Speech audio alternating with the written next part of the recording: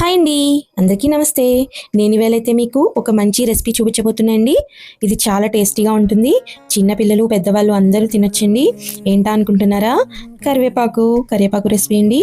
కళ్ళకి చాలా మంచిది రెసిపీ. ముందుగా కరివేపాకు అయితే మనం కోసుకుని కడుక్కుని ఆరబెట్టుకోవాలండి, తడి లేకుండా. ఎండుమిర్చి తొడలు తీసుకోవాలండి. నేనైతే కరివేపాకు తీసుకున్నాను, శుభ్రంగా కడుక్కుని ఆరబెట్టుకున్నాను.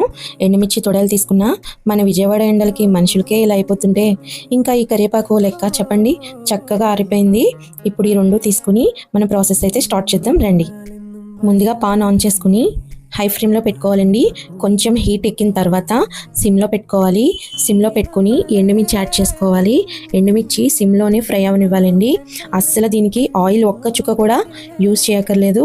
వితౌట్ ఆయిల్తో నేను మీకు కరివేపాకు కారపొడి చూపిస్తున్నాను. చక్కగా ఎండుమిర్చి ఇలాగ ఫ్రై అయిపోవాలి. మీకు ఫ్రై అయిన తర్వాత తెలుస్తుంది.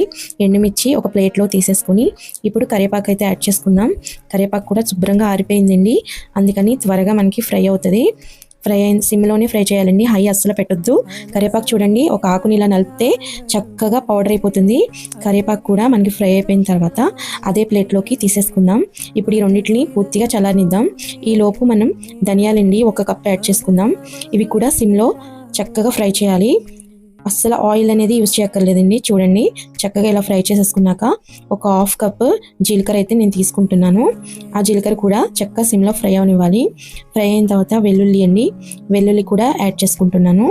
వెల్లుల్లి కూడా 1/2 కప్ అండి, 1 లేదా 2 పాయలు పడతాయి. అవి కూడా చక్కగా ఫ్రై అవనివ్వాలి సిమ్లోనే. ఫ్రై అయిన తర్వాత ఒక ధనియాని తీసుకుని ఇలా నలిపితే మనకి మెత్తగా అవుతుంది, పౌడర్లా అవుతుంది. అలా అయ్యింది అంటే మనకి రెడీ అయిపోయినట్టు అనమాట. చూడండి, నేను చేస్తున్నాను. ఒకటి తీసుకుని ఇలా నలుపుతాను, చక్కగా ముక్కల కింద అయిపోతుంది. ఇప్పుడు మన ధనియాలు కూడా రెడీ అయిపోయినాయి. ఇప్పుడు ఇవన్నీ ఒక ప్లేట్లోకి అయితే తీసుకుని పూర్తిగా చల్లారనివ్వాలండి. చల్లారిన తర్వాత మిక్సీలో వేసుకోవాలి. వేసుకుని తగినంత ఉప్పు అయితే యాడ్ చేసుకుని ఇలా మెత్తని పౌడర్ అయితే చేసుకోవాలండి. ఇప్పుడు ఎండుమిర్చి కరివేపాకు కూడా మనం యాడ్ చేసుకుందాం. యాడ్ చేసుకుని అది కూడా మెత్తని పౌడర్ అయితే చేసుకుందాం. ఇప్పుడైతే కారపొడి రెడీ అయిపోయిందండి. చూడండి, చక్కగా ఇలా మెత్తని పౌడర్ చేసుకోవాలి. ఒక చిన్న కంటైనర్ తీసుకుని అందులో ఈ పౌడర్ అయితే స్టోర్ చేసుకుందాం. చాలా బాగుంటుందండి కారపొడి.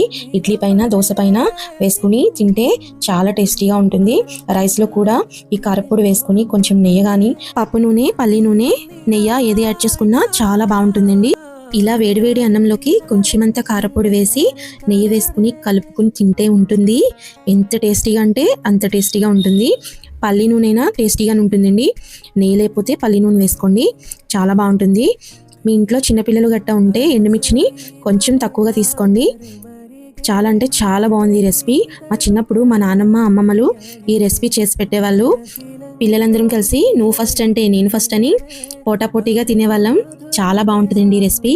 కరివేపాకు అంటే కళ్ళకి మంచిది అంటారు కదా, పెద్దవాళ్ళకి చిన్నవాళ్ళకి ఈ రెసిపీ చాలా బాగుంటుంది.